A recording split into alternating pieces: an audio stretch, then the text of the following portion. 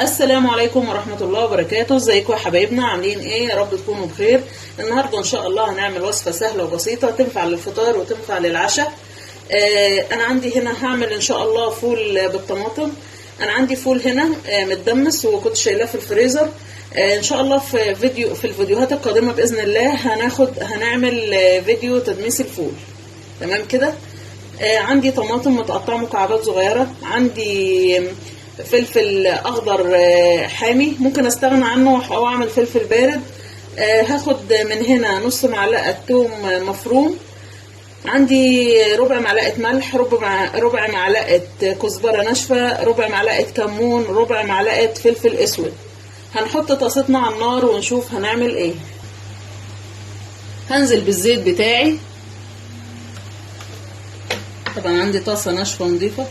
هنزل بمعلقتين زيت. تمام. هستنى لما الزيت بتاعي يسخن. الزيت بتاعي سخن، هنزل بالثوم،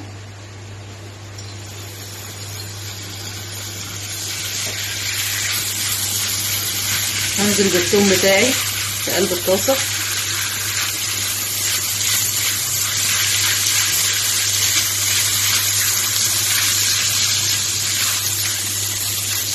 مش هنغمق الثوم بتاعنا عشان الثوم بتاعنا اما بيغمق بيمرر. تمام. هنا يا دوب الثومه بتاعتي اصفرت. هنزل بالطماطم والفلفل.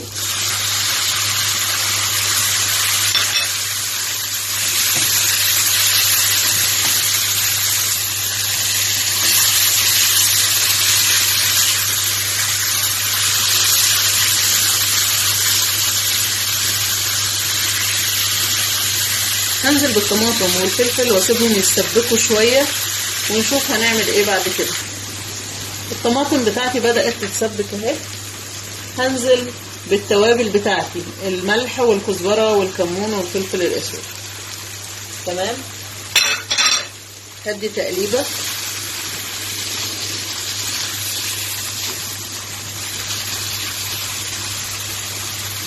تمام كده.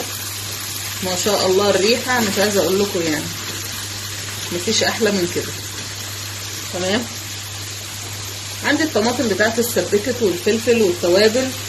هنزل بالفول بتاعي.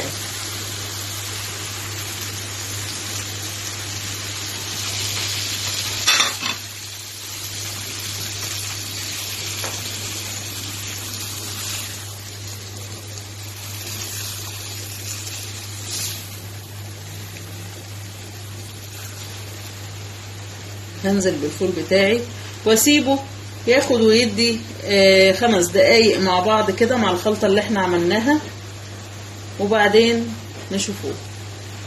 وكده يا بنات الفول بتاعي بقى جاهز. عايز بس رغيفين وكده يعني، والواحد يشتغل على طول. هنفضي الفول في طبق التقديم ونشوف شكله النهائي هيكون عامل ازاي. وده يا بنات الشكل النهائي للفول بعد ما حطيناه في طبق التقديم، وبالهنا والشفا.